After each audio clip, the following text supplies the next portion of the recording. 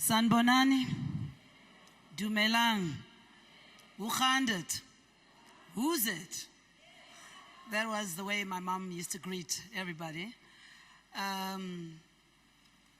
My chest is so tight and my throat is like somebody put a rope around my throat. So my emotions are very uncontrollable. But I first want to acknowledge this great honor of standing in front of you representing my mom, our mom, as I've been so oftenly corrected by my brother. Just so that I can make that correction is because me and my mom, we have so many things in common. Well, we're both girls, we're both singers, we are united in song, but we're also baptized in fire. We both experience those things together, so we have a lot in common. But I was a good observer of my mom. When I was a little girl, I used to say, when I grow up, I'm going to be just like my mother. I'm going to sing and travel all over the world and make people happy with my music.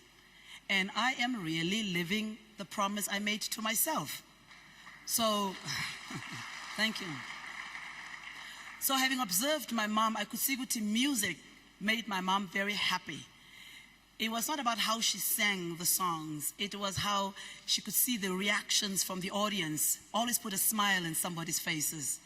And so I have taken this gift, this wonderful gift that I've inherited from my mom, and I didn't put it under a table. I took it when I went overseas. I started here. People don't know I started here, my career. Odes and Don Lindbergh, I did the lead role, and my mom happened to play my mom in those productions. We did Sola Sola, we went to Greece and all these different places. My mom played my mom. So the protection I guess I had was that my mom was traveling with me as artist, but she played the role of my mom. So I had that protection, extra protection of making sure that I lived a decent life. There was no other things that are happening there in our lives. So my mom was looking after me and I took very good care of my mom. To the point that I'm trying to condense this because program director said that it's 5 minutes. Every time my mom would come to visit me in Canada, I did not just take my mom and let her sit on the couch and watch television.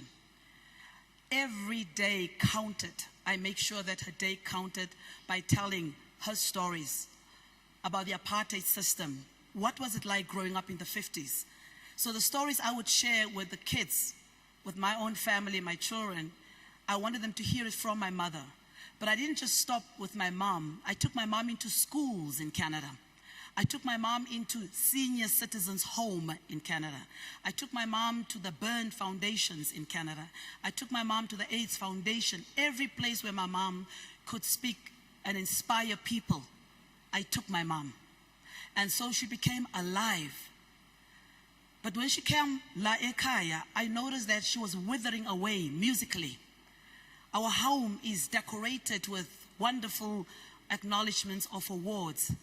But mommy was like a plant, a beautiful rose or flower. It could look pretty in your house, but if you don't water it, it withers away and it dies. And mom was that kind of a person with a great acknowledgement. If you come to her home, it looked like a museum. If you come to my home in Canada, it looked like a museum. So there's the relationship I had with my mom, is that we complemented each other beautifully. Musically, and my mom taught me isintu. Nandahamba apa since 1980s. Kodwa abantwana bam, they were born phaya. My kids speak African language, bathetha isiZulu. Nabazukulwane bam bayasikhuluma isiZulu. These songs that my brother was singing, they know the songs. So I've taught my kids. So it's not just talk. Talk is cheap. It's through your actions. So I hope this memorial that we're celebrating my mom's legacy, that I continue to take the baton and run with it. My mom never had managers and agents who work for her. And so that's when my mom told me, I must invest in my own career, because if you're waiting for somebody to be your manager and your agent, you'll wait. So that's when I started to get my own company. I started to invest. I started to put bread on people's table. And I also brought Abigail Gupega, Auntie Abigail, Sophie Mtrina, passed away, Dorothy Masuku. I brought my mom. They all stayed in my little home in Canada because I kept my promise to them that someday I'm going to bring you to Canada. And I'd like to make a public declaration. Bradimpi, I'm going to bring you to Canada. Mom's duo here that you saw, when we're doing the same tribute in Canada for Mommy, you guys are going to come. Yes. And this is Lengoma Le. This is a song we always used to share with my mom. My mom always tells me she loved me. We use the word I love you, I love you, I love you all the time. So sometimes we will do it in a song. And my mom would look at me. And she would say, Mtanam, my baby Lorraine, I know how much you love me, but music was a way of putting it in words. And I love you so, my daughter Lorraine. The people ask me how. They want to know how I've lived till now. I tell them I don't know.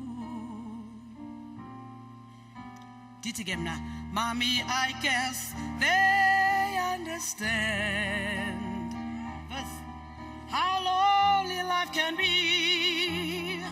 The shadows follow me, and the nights won't set me free. But she won't let the evening get her down. Now that you are all around me, and I love you too, Mommy. Your thoughts, they were just for me. I know you set my spirit free, and I love you so.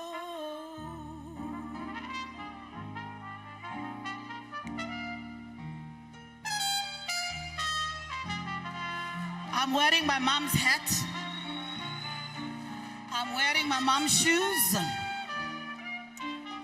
I pluma say I'm getting the locker to my mom gay. I'm caught to a gay senior. That's a mama. Yeah.